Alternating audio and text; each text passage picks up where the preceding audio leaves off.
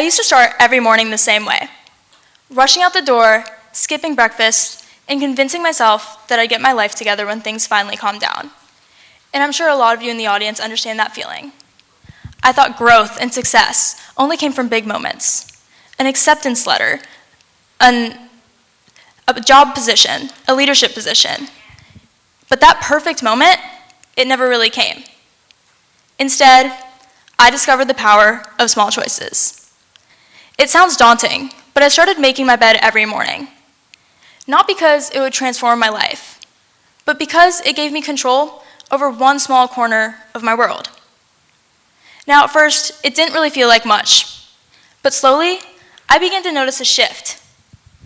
My mornings felt calmer, my thoughts were clearer, and overall, I felt like I had more patience, focus, and confidence. That one choice hadn't just shaped my morning, it shaped how I approached the rest of my day, including my schoolwork, my friendships, and even how I handled stress. This led me to believe that growth doesn't always come from those big dramatic leaps that we think it does. Sometimes it comes from those small choices that we choose to make and repeat every day. But the world around us tells us the opposite. We're surrounded by a culture that glorifies milestones, such as job acceptances, college applications, scholarships, awards. For students, it's perfect grades and extracurriculars. On the other hand, for professionals, it's recognition, promotions, or success that can be seen and measured. In fact, everywhere we look, we're surrounded by highlight reels of people who seem to have it all together. And it's hard not to fall into that mindset. It makes us believe that our progress only counts if it's visible, impressive, or validated by others. But this kind of thinking leaves a lot of us feeling stuck. We start chasing the next big achievement, hoping it will finally be the one that makes us feel fulfilled, or capable, or like we're enough. And when it doesn't, we lose motivation. We tell ourselves that we'll start fresh next semester, or after the next big deadline, or once life gets a little bit easier. But again, that perfect moment, it never really comes. And the truth is, it doesn't have to. Because life doesn't slow down for anyone. There will always be another project, another exam, another next step. So if we waited for life to slow down till we began something, we'd never get anything done at all. In fact, sometimes I think we confuse busyness with purpose. We equate productivity with growth, as if being overwhelmed is some sort of proof that we're doing something right. But busyness does not equal growth. In fact, it often keeps us from it. A few months ago, I had one of those mornings that kind of just sticks with you. I had stayed up late the night before finishing my essay, and then woke up late the next morning already feeling behind. My room looked like a storm had passed through it. My laundry was everywhere, my backpack was half zipped, and everything that I had to do that day was running through my head. Volunteering, club meetings, assignments, college prep, everything that was supposed to make me feel successful. But I didn't feel successful. I felt scattered, exhausted, like I was doing a lot, but moving nowhere.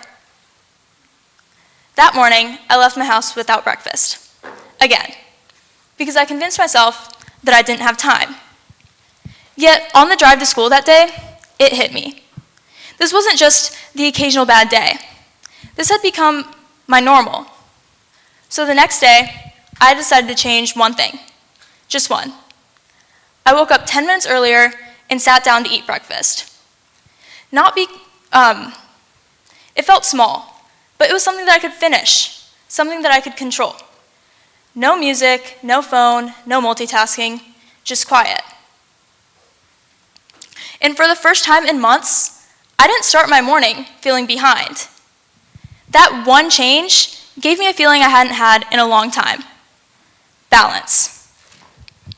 And that's when I realized that success doesn't mean getting to a finish line. It means consistent progress, just a little bit better every day. In fact, in his book, Atomic Habits, James Clear talks about something that he calls the compound interest of self-improvement. Just like money multiplies through compound interest, the effects of your habits multiply as you repeat them. It doesn't seem like a lot to improve by just 1% every day, but slowly, that little change compounds into something extraordinary. It's like a hidden growth curve.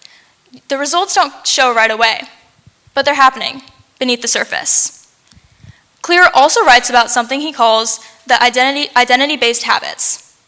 This is the idea that setting a goal like, I want to be more organized, or I want to be healthier, isn't enough to actually achieve that change. Instead, you want to become the kind of person who would do those things naturally. So instead of saying, I want to be more organized, you would say, I am the kind of person who keeps things in order. Because when we change the way we see ourselves, we automatically end up changing how we act. This clicked for me, because eating breakfast wasn't just about the food. It was about becoming the kind of person who values stillness and control over complete chaos. And that one shift from outcome to identity changed everything. Because goals, they end when we achieve them. But habits, they continue to shape us long after the achievement fades.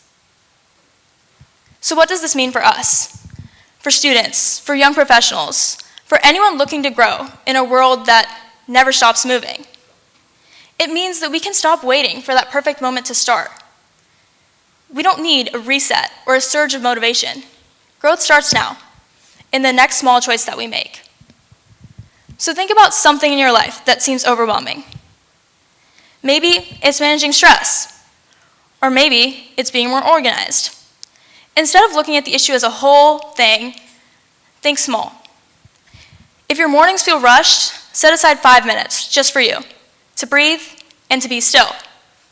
If your goals feel so out of reach, break them up into one small step that you can accomplish today. Changing your mindset will ultimately end up changing everything. That small choice will tell you, that small choice will end up building momentum. And momentum is what builds confidence.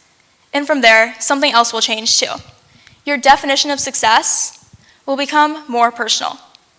It'll stop being about what other people can see, and it'll start being about what you feel, whether that be growth, purpose, balance, or peace. In fact, one of the biggest lessons I've learned is that personal and professional growth aren't two separate things. They're deeply connected.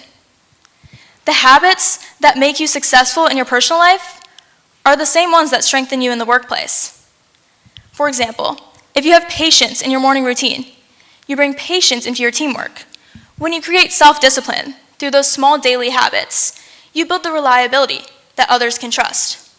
When you create a sense of balance in the start of your day, you show up to work or school with focus and clarity. We're so used to keeping self and school separate, or life or career. But the truth is, they are building the same person. So if you take anything away from my speech today, I would like it to be that we don't need to keep waiting for the right moment to start growth. You don't need the perfect plan or the perfect version of yourself. You just need one small habit, repeated every day with intention. Because that's how real growth happens. Not all at once, but one small habit at a time. Thank you.